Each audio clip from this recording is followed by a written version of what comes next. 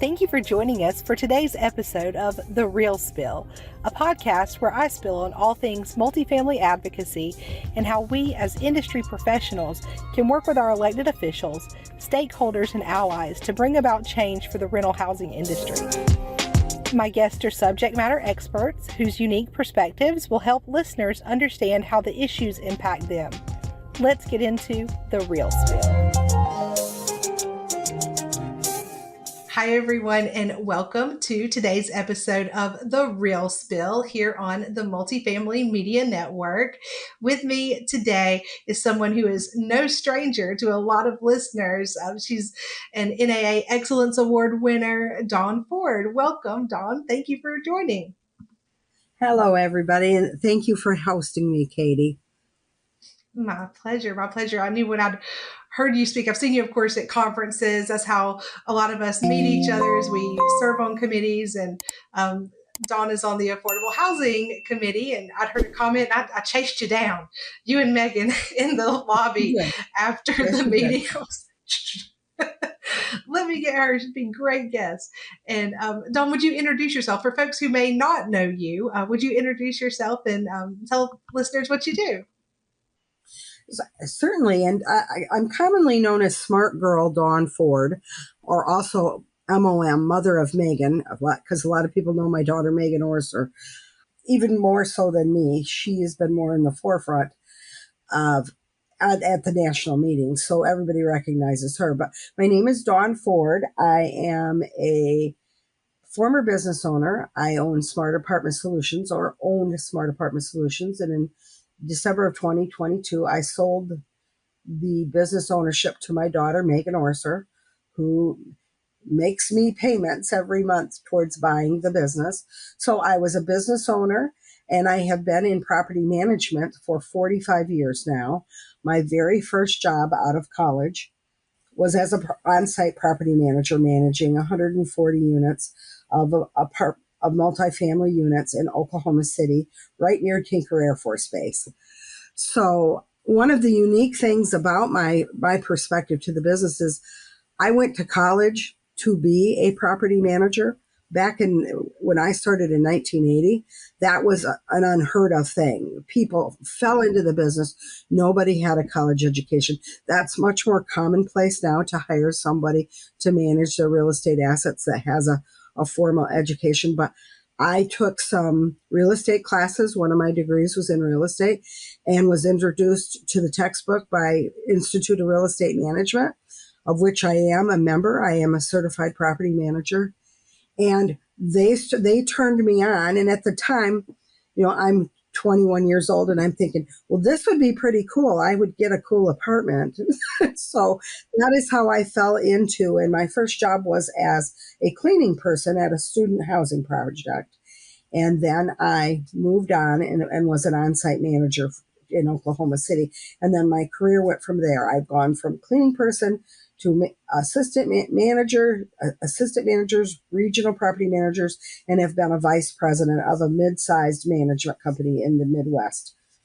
So I've run the gamut of what I've done. I've done homeowners associations for a number of years. I opened the very first affordable housing project in Colorado Springs, Colorado. I worked for one of the attorneys that was one of the authoring attorneys on the LIHTC tax credit lingo, the law for the Internal Revenue Code. And so I've got some very unique perspectives on LIHTC from hearing his perspective on why things work the way they do, or what was the original intent. So I'm a big proponent of the affordable housing, and I speak a lot about as far as NAA goes, there's two different perspectives about affordable housing as far as a committee.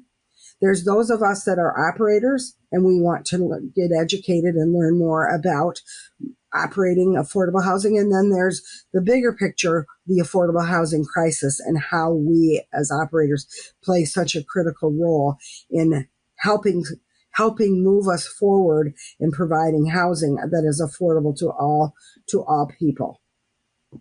Yeah, so that's a little Yeah, you've got the experience to bring to the table for that committee specifically. Like I didn't realize that you'd even started in cleaning. Like I think that's one of the best things you can do. Like I mean, I've cleaned apartments as a leasing consultant, as a manager, as regional marketing, whatever it is, and that's really the boots on the ground. That's really just starting there and understanding in depth, inside and out, the operations of asset management. Hmm. Yes. And then again, I'll add this one last part. I purchased real estate. As we all start, I don't believe anybody starts out in this business believing that at someday they can actually be an owner of real estate, but many of us can, and that's usually part of our legacy plan is to own real estate, and I do. Megan and I purchased a duplex, and have gone through the trials and tribulations of maintaining and holding that asset. So I also have a very unique perspective from an independent rental standpoint, owners and operators standpoint. Not only do I operate on a large basis with larger clients, but I own and have to figure out how do you scale that down and be able to make sustainable operations for two units. We do own a property management company, also Smart Moves, under the Smart Apartment Solutions umbrella. And our clientele, our niche there has been very small, scattered sites, which is kind of unique in the property management scheme of things. Is most people want, the bigger properties. And the reason for that usually is because you can payroll on-site staff. When you're on a small property, you are the on-site staff. You are all of that. And so that takes a different mindset to be able to understand what keeps an independent rental owner up at night. Maybe the same as a large operator these days, but the scale isn't there to be able to operate with some of the systems that a larger operator can. So that's a unique perspective, is the independent rental owner operator that I also have. And marrying those two I've spent a good part of my career meshing the two of those and how the two can coexist and be successful. Yeah. And with your company, what services do you guys offer to your clients? I was looking at your website. We talked about the Smarty Bunch. I love that. If folks have not gone to your website and seen that, as I was poking around there, like, oh, I watched this. Like, this is the coolest thing. But you guys offer a variety of services to your clients.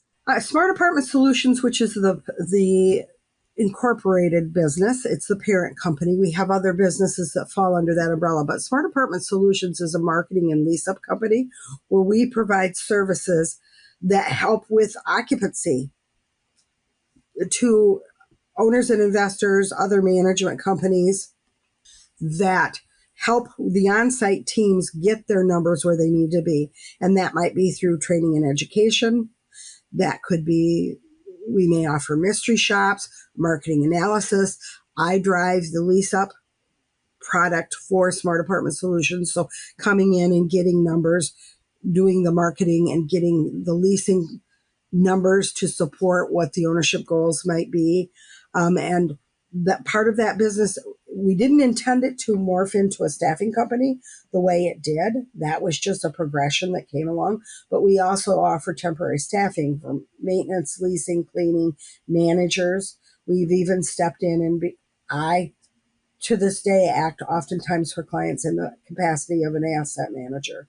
So Smart Apartment Solutions can offer products and services that help your on-site teams do business smarter. So we shore up their operations, help them with the end game is that we're not there forever. We're there to train them so that they can sustain the operations once we get them to the place they need to be. And a lot of people, like, so we have listeners that have a variety of experience on site, and some may have not. Like, I never worked on a lease up before, but I'm familiar because I have friends who have. I didn't know that there were certain goals and occupancy goals that had to be met that were conditions of the loan agreement, and that it's that important that those occupancy goals be met. So thank goodness for companies like you guys that can come in and help and show these the permanent staff what they need to do to get there, because once they get that experience, you can't do what you don't know how to do. And In a lease up process, it's much different than it is in stabilized operations. So getting the on-site team to understand this is what we do now to get where we need to get, and then but getting you in a place where it's sustainable. Now let's speak about the lease up in affordable housing, where it's even more critical to get numbers, because those tax credits, which is the money to the developers, doesn't start flowing until you get occupancy. So, and there are penalties and timelines that have to be met, or you will pay penalties. You don't start credits until those. So it even becomes much more critical and complicated in an affordable lease up, because the way you move people in plays an impact on how those credits will flow. It's a different type of real estate to manage, because typically you're managing real estate for the NOI, the return on investment. I'm not saying that isn't there in affordable, because it absolutely is, but the developers making their money off of those tax credits that they're delivering to the syndicators that go out and sell them in the stock market or wherever the syndicator is trading that asset, which the asset at that point is the tax credits, not the actual real estate. So it's just a different mindset and a different approach that you've got to understand if you're dealing in that, at least the tax credit arena. yeah, and that's something I didn't know. So you taught me something new. I worked on a property that had a bond report, and we had someone that came in and did the bond report each month. And that's all I knew about it. I was still somewhat of a baby leasing consultant back then. So my experience in that arena was very limited. But we have a lot here where I am in Greenville, South Carolina, a lot of companies that are building affordable, and we have some city, sometimes it's a public private investment that goes to You get could these have home assets on the funds. ground. Yeah, there could be a lot of different overlays that are in the financing of that are going to dictate how you can lease that and what the price point's going to be and all of that. Right. And finding people who know enough about that to be able to go in and not really mess it up, because that could go, if you have someone who does not know what they are doing, I can imagine that could go very bad very quickly. Yeah, and from a lease up standpoint, also, there's the compliance piece, which is critically important in an affordable site, because those files have to be pristine. Those first year files, if it's a 15-year-old, a 30-year-old, those first year files have to remain intact and have to be pristine, because they can go back and reclaim credits if there's something wrong and that person really didn't qualify. So, but getting the leasing aspect and the compliance aspect married, that is a real skill set, because you've got two different mindsets really competing for control oftentimes, and getting them on the same page, because at the end of the day, whether it's an affordable site, conventional site, it's all about getting the occupancy. It's all about providing housing to those that need it. So as long as you can get everybody moving in that same direction, the moon and stars can align, and it can be done. Yeah, and then we can house more Americans, which is the reason that we do what we do in the rental housing industry. Is, NAA's slogan is "We lead the way home," and it's so true. It was one of my favorite things about working on site. Every time I turned over keys or handed out keys, I would say "Welcome home," and that's, we want to take care of our people. We don't want to evict our people, but on the back end, there's that front lines customer service aspect, but there's so much that goes into it, because you are audited, you are going to be inspected. And I saw on your website too that you guys provide a service that when I was on site would have been amazing, because I did work on a property that had a REAC inspection. Oh, sister. They can be rough. And sometimes they'll send multiple inspectors because they're training someone. So now you've got several sets of eyes. How do you guys help with the REAC inspection process? Katie, the things we can do to help a site prepare for the React is we'll do a pre-React. So we're going through and we're identifying things we're, so that they can get ahead of. We know how they score certain things. So we help them focus on what needs to be done.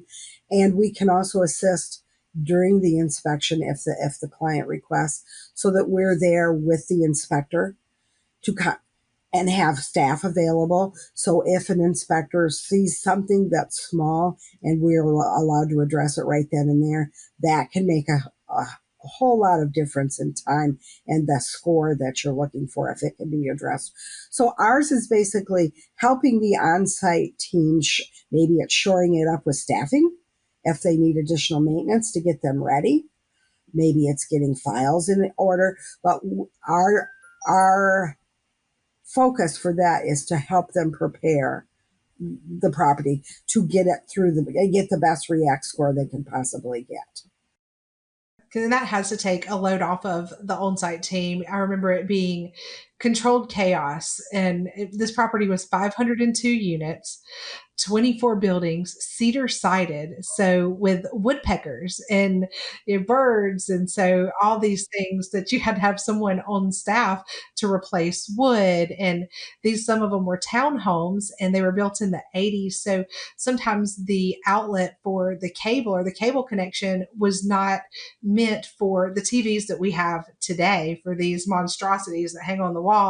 And so they'd run a cord across the floor. Oh no. So even making sure, like, you have to control the residents, like it even starts from lease signing or lease renewal reminders. I remember just having to put so many notices out, just, hey, we're coming in again, we're going to make sure that you just didn't get a wild hair this weekend and decide to move some furniture, or even having a bed up against a window that's blocking an egress, and all the little things that I had to learn. Like, oh, first of all, you couldn't pay me to go back on site.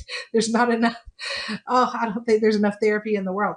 But just those kind of things that were just, if you didn't know, and you could have a company come in and say, look, we've got this, you've got this, we're going through this together. And then maybe the next time they don't need as much support, and then you can move on to help another client.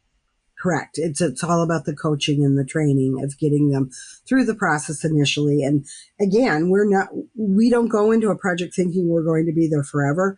Our focus is getting them to the point that they can become sustainable without us. Oh yeah. So you provide some training wheels until they're ready to ride the bike by themselves. Correct. And so, of course, we met with NAA on the national level. When did you start becoming involved with NAA, or like your local chapter? How did you end up finding yourself serving on national committees?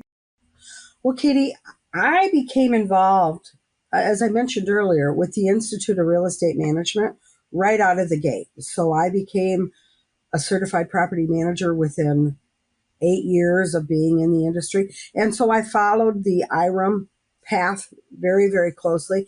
When we moved to Michigan, which would have been 2003, because Megan and I practiced for many years in Colorado, moved to Michigan 2003. That is when we became very involved with the NAA portion. And I've gone to the joint conferences with NAA and IRM way back in the 90s. So I've always been involved with both. But on a national level, it was when we came to Michigan. And I've been asked many times by colleagues or investors, what's the difference? Which one should I be involved with? Is there a preference over one? And this is the way I've always answered. For me, my education, my CPM came from IRM. That is what I did to educate myself in this industry. What I do for my properties and my investors is through NAA, where the legislation and the networking there with other large operators or independent rental owners is more prevalent than it is at IRM. And so both serve a very unique purpose in the overall scheme of supporting this industry. So I became involved with NAA in 2003 when we came to Michigan. And then we have been going to all three conferences for years now. My favorite is actually the Assembly of Delegates, which comes up in November. It's in Atlanta this year, as I'm sure you're aware. I like that the best because it's the most intimate conference for me. It's you actually have conversations with colleagues where Apartmentalize is wonderful. We go but that is not about networking in that regard. It's about education. This year almost 12,000 people. An advocate is about just that. It's about going to Capitol Hill, talking with the legislators, understanding the issues for our industry. So we at various levels. I've served on the marketing when the marketing was actual committee and it was an appointment. I've served on independent rental owners. I've served on the Affordable Housing Committee. I've served on NAAEI. I am an advanced facility trainer. So I've run the gamut through NAA, and I just believe whatever role you can fill there on a national basis, it gives the participants such a different perspective when you can get involved on a state or a national level. You kind of can finally see how all of the pieces start to connect. And so I very much encourage, I've been a big supporter of sending as many people as you can to national conferences as a local or a state affiliate. That is where you get the juices flowing, is when they can come together and see how legislative flows over to affordable, and independent rental owner affects next gen. That is next gen's next venture for many of them is owning real estate. They all fit together, and seeing that on a national level has what has made such a difference for us at Smart Apartment Solutions and our business, finding our niche there.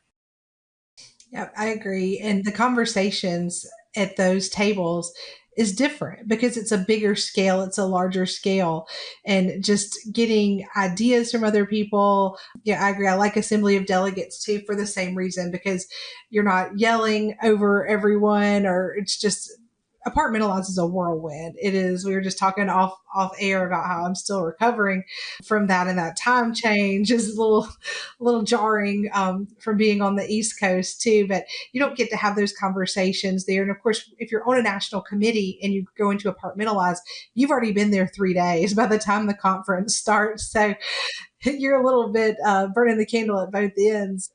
But yeah, but I love to go to the different committee meetings too. I think that's something that I want listeners to understand, that like when you have a conference like Assembly of Delegates and it's in Atlanta, and we have a lot of owner operators in the Southeast, people can come in and just sit in the gallery. They don't have to be a member of that committee, and they don't have to. I mean, the conference itself is free. You can sign up for the conference, but you can go and listen in. And that's one of the things I've enjoyed doing for the Affordable Housing Committee, is going and listening.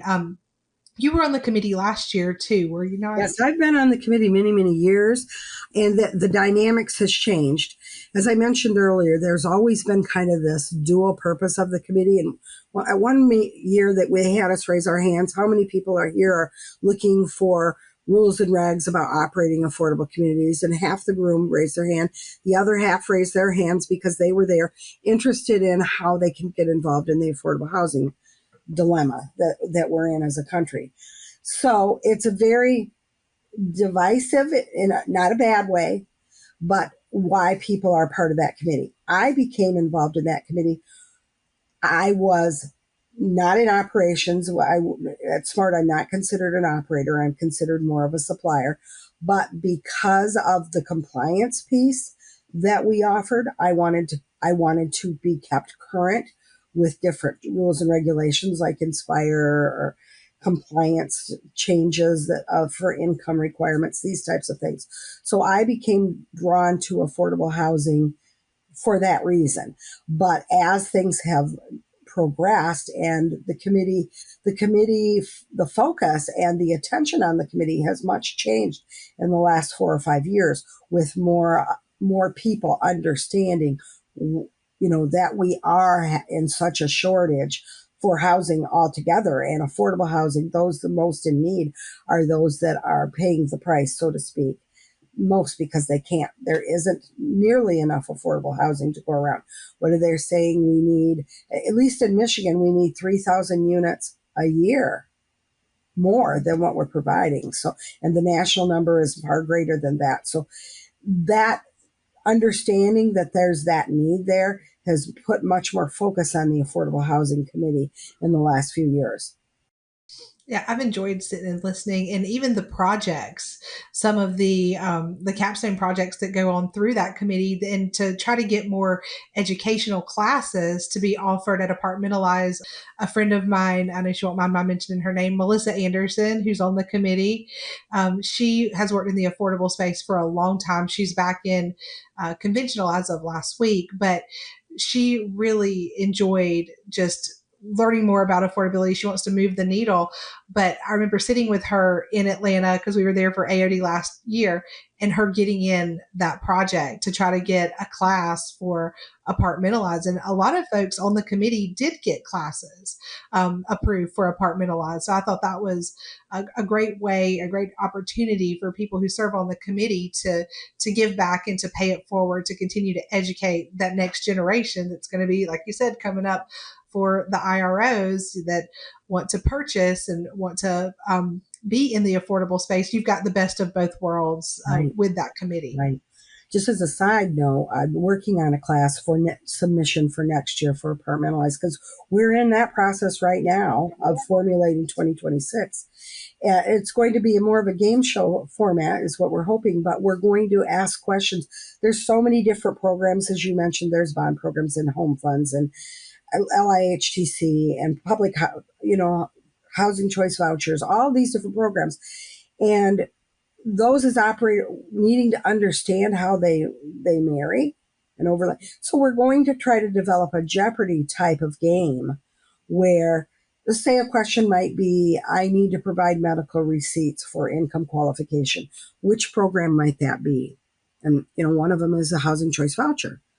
So that might be a fun way to introduce others that aren't as in the trenches about there are different programs and knowing the subtle differences of each. Because that's really all you need to know when you get into it. My first tax credit property, I went into it and I didn't know for the first probably year and a half there were home funds. Luckily, I didn't do anything. We still got our people qualified correctly by the home funds, but we had no knowledge that there were specific units that were set aside for home. Okay, we need to know that and understand that going in. The developer knew, but does that translate down to the onsite team? Right, exactly. Lots of times it doesn't. No, that's going to be fun. That's going to I be think fun. so. When will you know if it was selected? Now, on a role I serve with NAA, this year I am serving on the Education Advisory Board again this year, and I really enjoy that. They bring us together in October. We go in for a day to Arlington to the NAA headquarters, and Clark Ebert gives us our marching orders as to what kinds of sessions he's thinking, what formats. This year they did the Bird's Nest, I believe they called it, format where it's audience participation. That was the first year we did that. Anyway, he tells us what he's looking for, and then we go back and the submissions start coming in, and it's in November. We need to be done just before AOD, reviewing those 400 and some sessions that get submitted. And there's this whole scoring logarithm that it goes through based on all the different reviewers' comments and scores that then choose what's going to be picked for Apartmentalize. So typically you will know about the beginning of January if your session has been selected for Apartmentalize. So we're in process of developing that as a committee. And that's the subcommittee that I'm heading right now for affordable, is how many sessions we want to submit and hope get selected for the committee.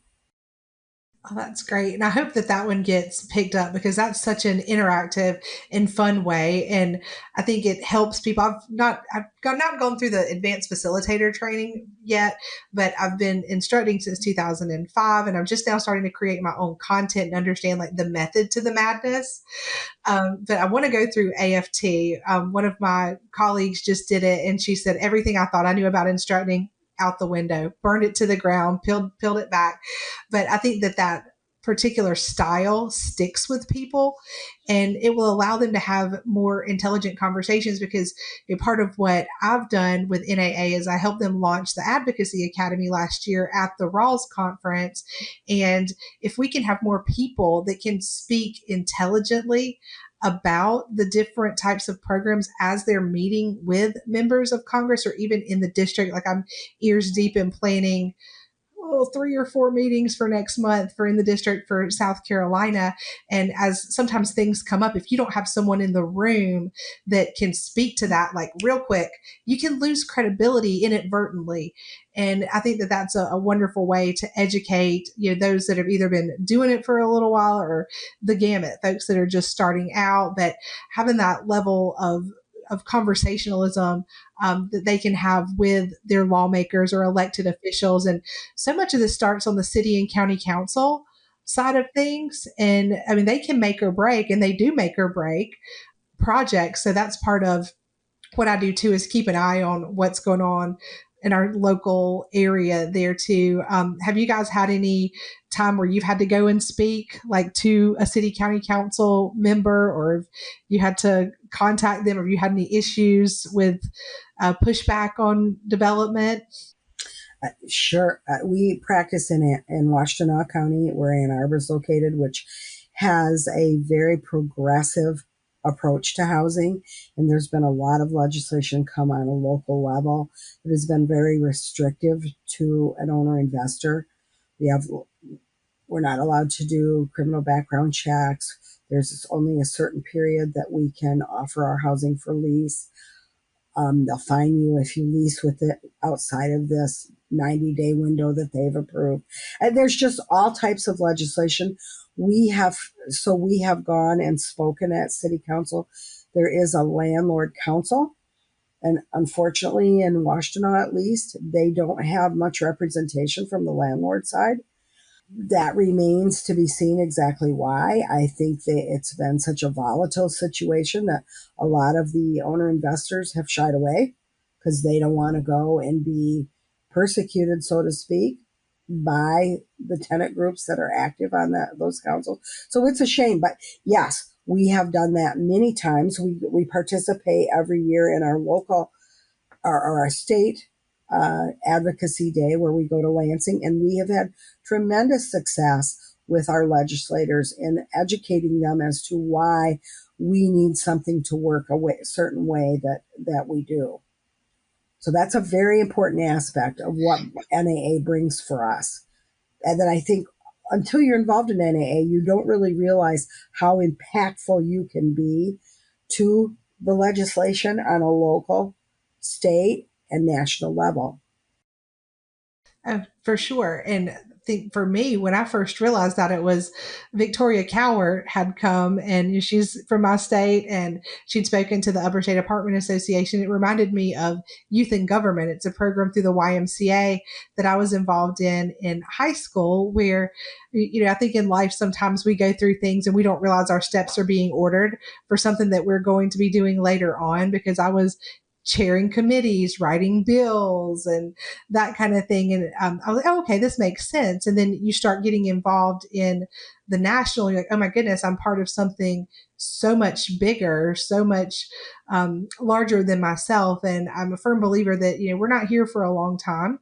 Our lives are like that, not to get, doom and gloom, but we've got to do the best it is with the time that we have here. And I've said it before, we can complain about the way things are. We can take our seat at the table to help bring about and be the change that we seek in this world. And even one person's voice is going to be louder, but I do understand the hesitancy of landlords to go and speak in some of those arenas, because there is that stigma of the big bad landlord out there, and that's just not the case. And that's why I love what NAA is doing with the Advocacy Academy, and we'll be selecting as the legislative committee those students that we have enough interest that we can do 3 advocacy academies this That's wonderful.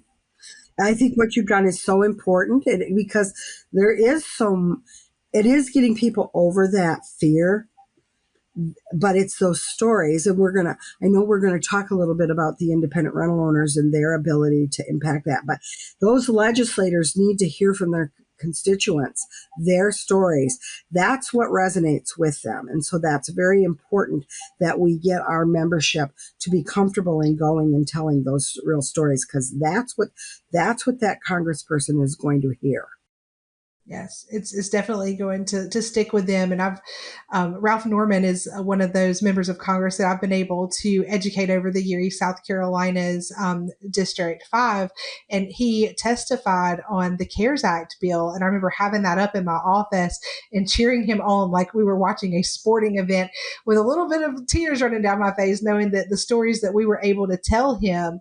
And some of what we did with the Advocacy Academy was learning the art of telling the story, making it impactful, leaving them with something to remember, so that when they are testifying or they're submitting like a question for the record or something to that effect, they have us as that resource, and they can always come back to us and ask questions, follow-up questions, so that we continue to have that rapport with them, and we continue to be a voice for the industry.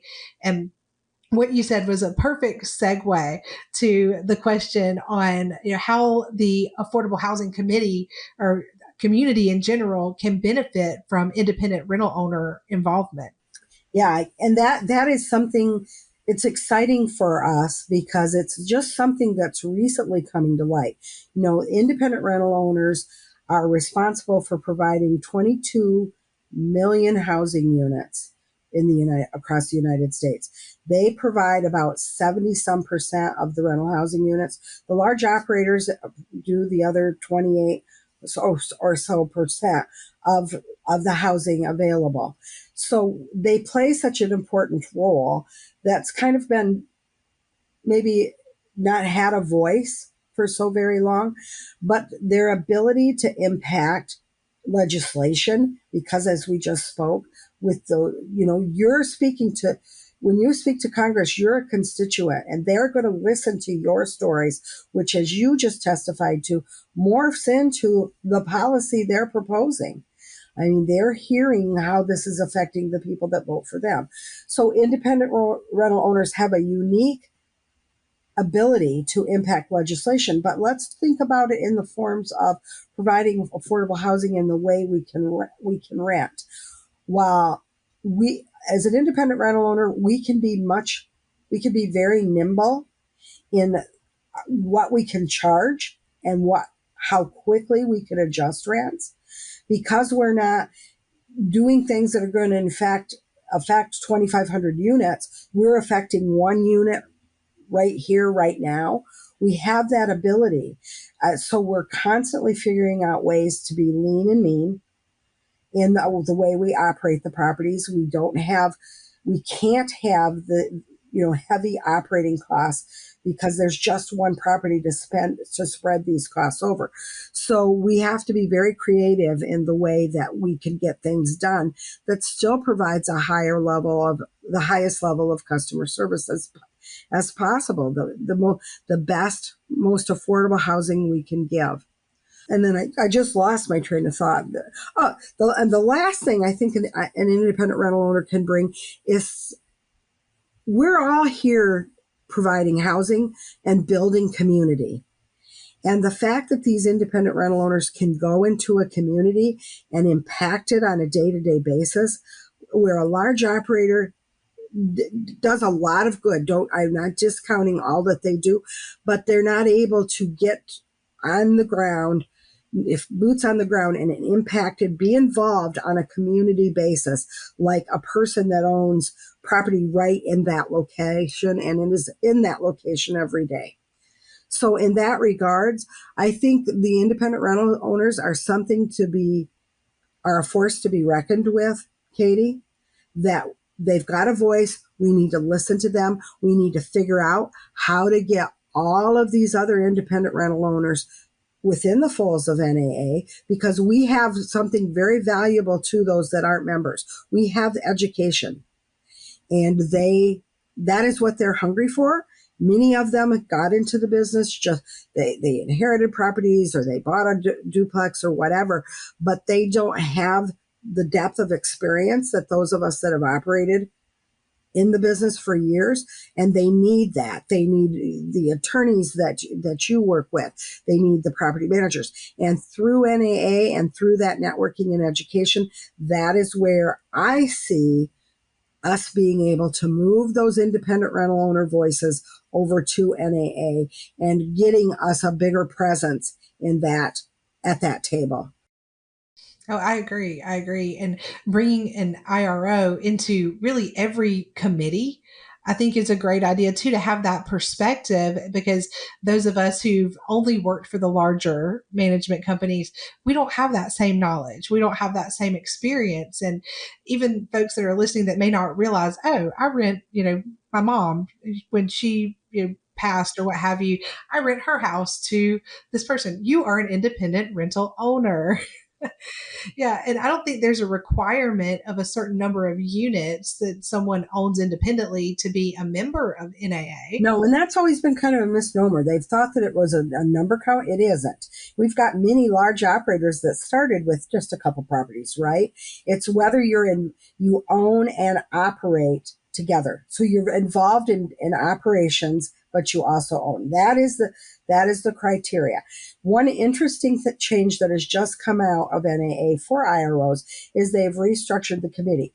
Before, we were limited by the bylaws to the number of members to the IRO committee, and that was hurting us because we want to invite others in.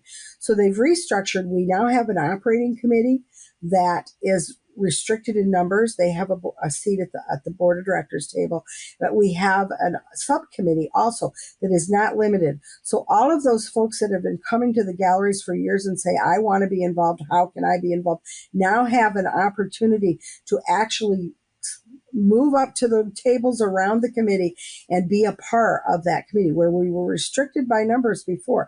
So I see that as a huge change, and they just voted that in this year. So that's going to be a huge change in allowing us to involve more independent rental owners.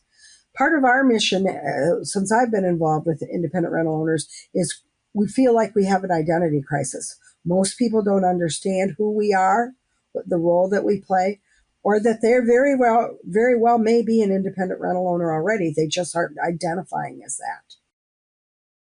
I love the way that they restructured the committees this year, and I submitted my application really as soon as they came out. So for folks listening, if you're interested in joining the IRO committee, if you want to learn more, or if you're just thinking and you're listening to this and it's clicking that, oh, I am an IRO, then submit your application. It's on the NAA website right now, and it's open, I think, through September the 30th. And then I believe that's the time that they'll close those applications. But right now, people are welcome to go on, and they're trying to be more inclusive with all committees. And you'll see the difference in the standing committees, and then those that they are opening up to. I think legislative will still be one that'll be picked. And then I'm on PAC ambassadors. I'm the immediate past chair of PAC ambassadors.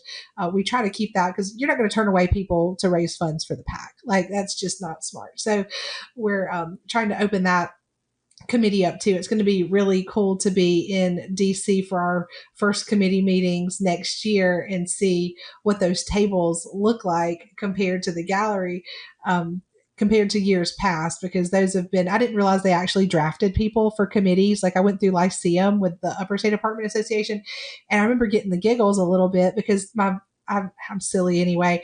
And so my brain went to like draft and this, and then they're like, no, I'm serious. You really are drafted for these committees. I was like, oh, well, I felt even more like, aw, but have been selected for them. But to see the IRO committee grow will be really cool. My friend, you may have met her, Katie Duncan. She serves on IRO and had last year. She didn't get selected, but she's back this year, and she'd come back and just tell me, because her dad's an IRO. So she can even take stuff back and help her dad with some of his rental property. Right. So I am excited also to see this change and see how others are allowed to come in and bring their ideas and solutions on the table so we can discuss and pass them around. Yeah. And I want to see who they bring in as well as speakers, because I really liked listening to Richard Minocchio when he spoke to the Affordable Housing Committee last year.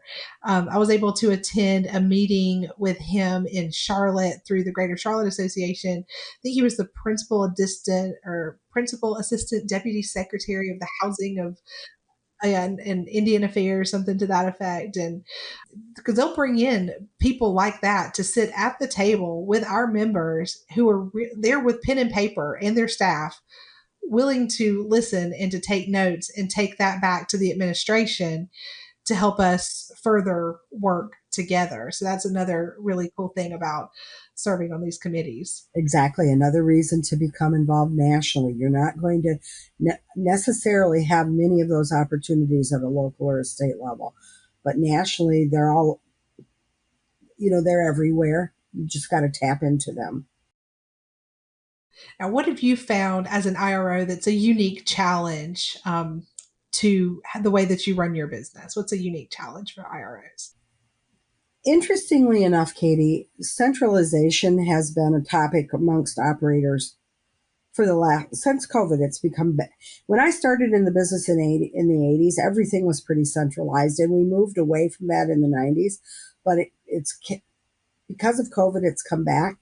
But as an IRO, we've had to be centralized forever because, as I said earlier, we don't have on-site teams oftentimes. We may, but operations are at that one building may be very different than a building, another town over.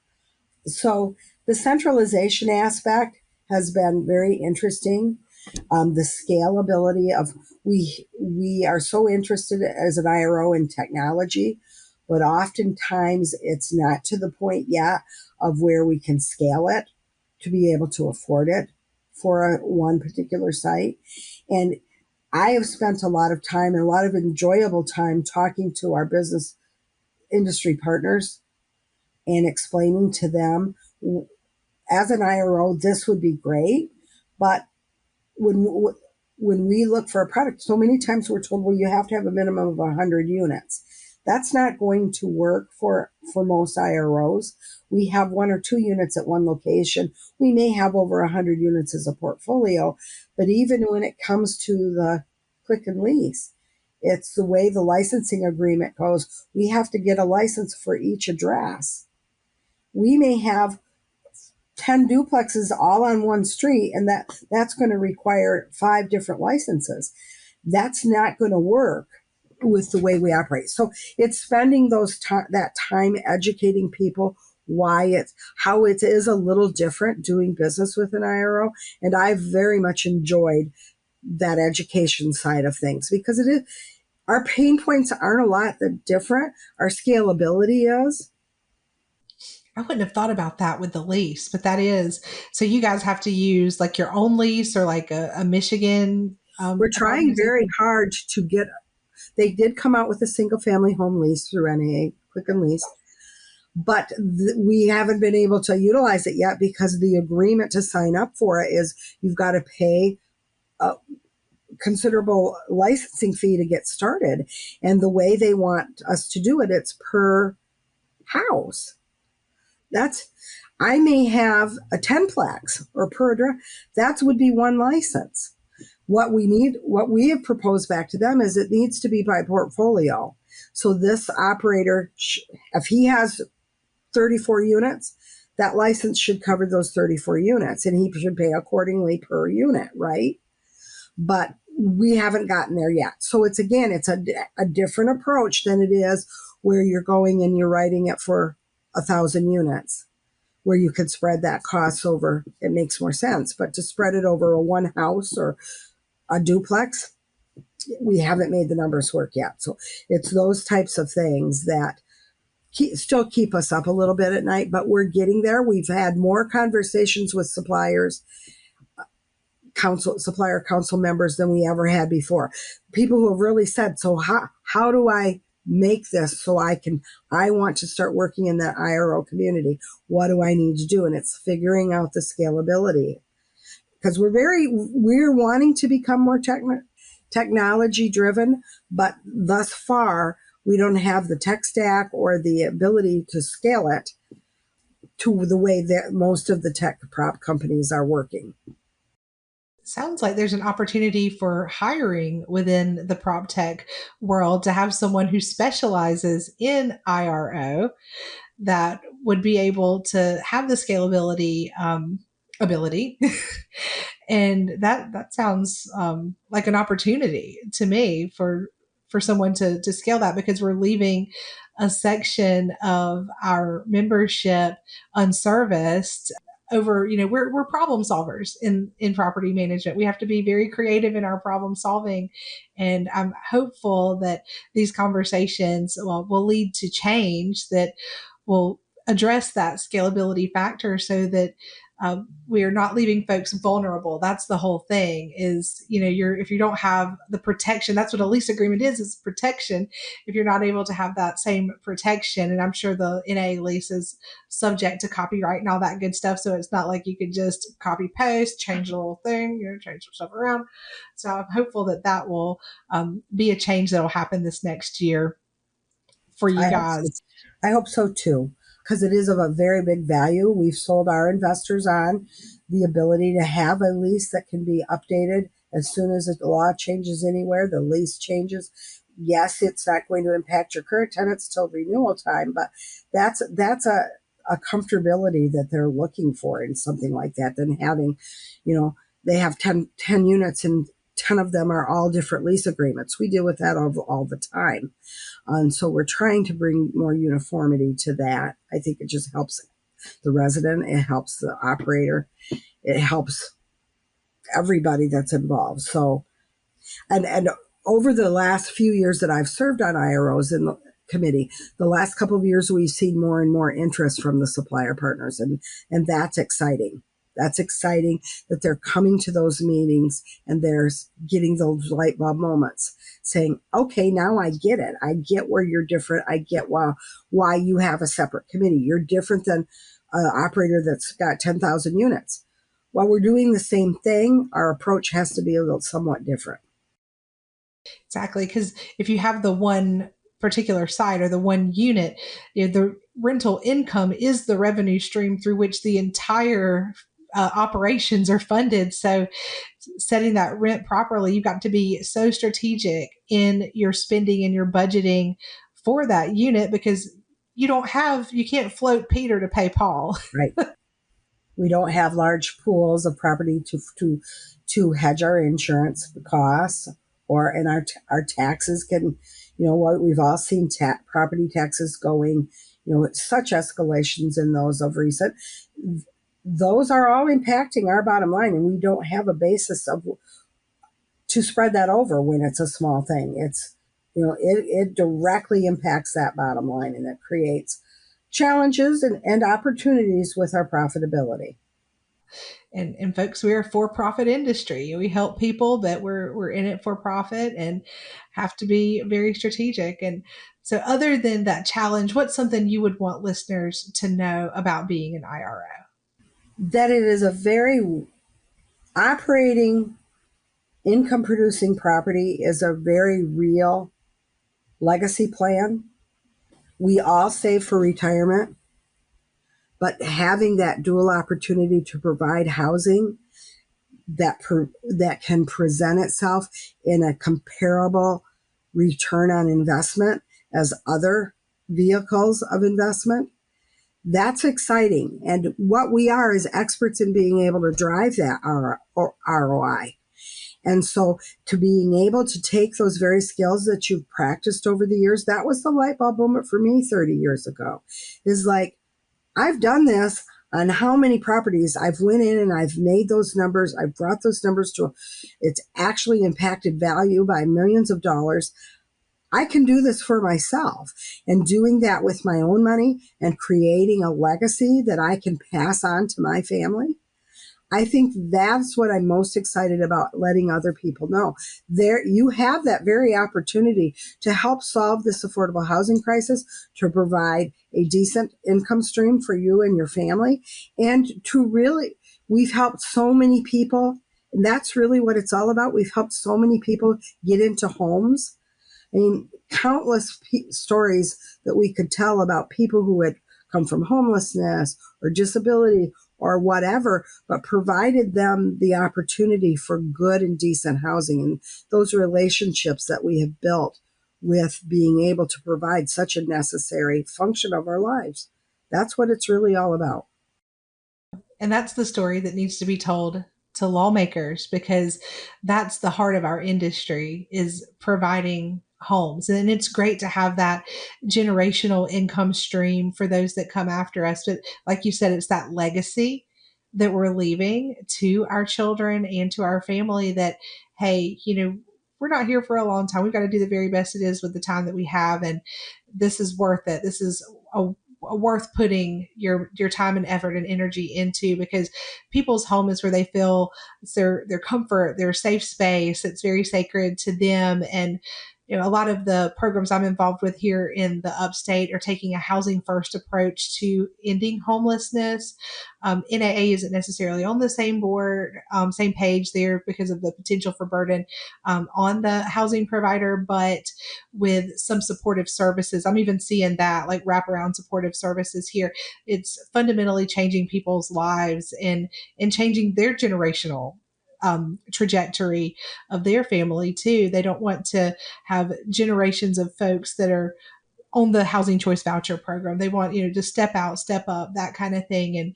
And the IROs, because of the ability to be nimble, they can help, and they can, as long as they're not taking a loss, as long as they're still making profit, got a little more flexibility than your multi-million dollar owner operators that have this, owners and investors to go And a back lot to. of the IROs have paid off their debt, paid off their mortgage. They've held the properties. It's a generational thing, so they don't have those heavy debt service obligations. That is why they're able. Many of them are able to be nimble with their rents. We can provide. You take that debt service out of the equation, and suddenly the rents can be more reasonable. And that's kind of the elephant in the room that nobody talks about, is it's somewhat of our financing requirements that have made the housing and the infrastructure things that are put on us by the municipalities that have made the housing so unaffordable. Exactly. That's a great point. And what is keeping you up at night these days, Miss Dawn? I'm going to say not a lot is keeping me up at night, because I'm very excited about where we're trying to take this. In the 45 years I've done this, there have always been challenges upon challenges. Every year brings something new. I mean, we could go back to Y2K when when we thought we were going to lose all of our. So there's always been things that we've had to address, but I believe we are very, very creative and nimble as property managers, as an industry, and we continue to do that. I guess the thing that concerns me is that we have lacked the time and maybe patience and perseverance to invest in the talent. And so we lack a lot of bench strength right now. We don't have a lot of people who have many, many years in this industry. And so that's concerning me. But on the same time, I'm so excited that we're putting things in place to be able to get people the knowledge base they need to address some of these bench strength issues as I see them, that we lack the strength and the experience right now. Be it good or bad, we've moved people along very quickly. As we've had to. We've all experienced talent, shortages in talent. So we've moved people along without really giving them the proper coaching and mentoring and exposure to all of the nuances that come with running investment real estate. That's what keeps me up at night. Yeah, I agree. We've seen it with and two on the other end, folks that do have that experience. And I fall into that category of 2021 being part of the Great Resignation that our industry saw, where you get your property through the rough part of the pandemic, and then you've just left it all on the floor and there's nothing hardly to pick back up. And so we lost a lot of folks to the supplier side in 2021, and we continue to lose them. And every time our firm, we obviously sponsor classes for the affiliates that in the states in which we practice. And when our folks come back from doing their pitch, 9 times out of 10, there's an email. Are you guys hiring?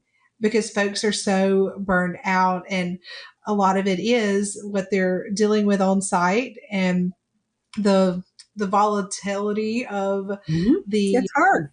yeah, There's no it's way to sugarcoat that. But coming with it from my perspective of doing it for so long, it is so rewarding, and we don't tend to focus on that or put the time and investment into making sure that people are enjoying what they're doing. It's so, every day is such a grind. If you don't, and I mean, I have this conversation with my own daughter about the company she's purchased for me. If you don't invest in your people and those opportunities for joy and memories of all of the good that we're doing, you can experience a lot of burnout. But keeping that forefront of what we're doing and why we're doing it, we're all good people. I think there are ways that can keep people ignited and excited about what we're trying to do. There's lots of setbacks, lots of obstacles. That's okay. I've always viewed those as new opportunities. Getting people in that, having that perspective and mindset is something that you do every day with every communication. Now, what makes you the most proud to serve the rental housing industry? Certainly, Smart Apartment Solutions makes me very proud in the way that we formed Smart Apartment Solutions in 2008 when real estate was in such a slump. But the way that we have built a reputation and products that are different, and we have such high customer satisfaction for the things that we do and our lease up and our mystery shops and all of that.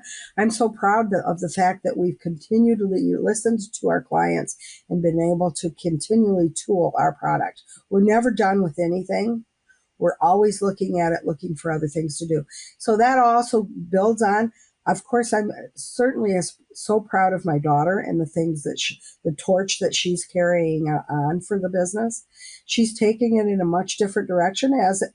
As I said, we were constantly redeveloping things. And so she brings that freshness and different perspective than mine, which I think is great. And so I'm so proud of what we have built together now as a business, and just the impact that we've had as on the industry, on different residents, and our different affiliations. And it's been rewarded. You guys, you've award winning for this too. It's great to have those efforts be recognized on the national stage too. Right. Those little videos help. I mean, we haven't done one in a couple of years, but those were always so rewarding. And that's the fun stuff that I talked about. We would get so excited about producing those videos ourselves. We did the music, we did all. And I mean, they could be amateur, but they certainly send such a powerful message. And that's the messaging is really what people tend to lose. What is the message you're trying to send here? Right. Now, what are you looking forward to most for the rest of 2025? I have the EAB meeting coming up in October. We have AOD. Continuing, I'm working with Megan on a couple lease-up products, and that's where my heart really is when we can come in and tweak the marketing, making sure that the sales team is hitting the goals that we've set, being very involved in that. I still love that, and I don't mind getting up and stepping away from retirement to do those types of things because they're very impactful. So I'm very excited again to continue to work in an impactful way in this industry. I love it. It needs your voice. We need the folks that have dedicated their entire careers to it to continue that passion. And the industry has definitely been made better because you serve, because Megan serves. And I'm so thankful our paths have crossed and that we get to see each other at these conferences and get to enjoy some time. We have made such valuable connections, and those connections have lasted for us for years and years. And having these meetings, I mean, we have just continued to build those relationships, and they've all, in one way or the other, been very valuable in many different ways. I know the last thing that we were going to talk about was one of my favorite songs, and that has changed over the years, but it's so, I think, appropriate for the things we've talked about today. It's a song that was, I don't know that it was written by, but certainly performed by years ago, Jim Croce. It's called Hey Tomorrow, Where Are You Going? And I just revisited the lyrics just yesterday, because why do I like that song? And it talks about, certainly from a person from my perspective, about a new day dawning and what tomorrow brings. And we always need to look forward to, hey, tomorrow, where are you going? So I just thought that was a great way to end because that song has resonates such a meaning for me. I love that. I'm going to have to check that out. Well, thank you so much for joining me today, Dawn. I've thoroughly enjoyed our conversation. I know that listeners will get a valuable information from our conversation, and obviously open invite to come back anytime. But I just want to thank you again for joining me today. Oh, it's my pleasure, Katie. Thanks for thinking of me. Of course. And I can't wait to see you in Atlanta. It will be here before we know it. Okay. Awesome. Thank you guys for joining us today on The Real Spill. Until next time.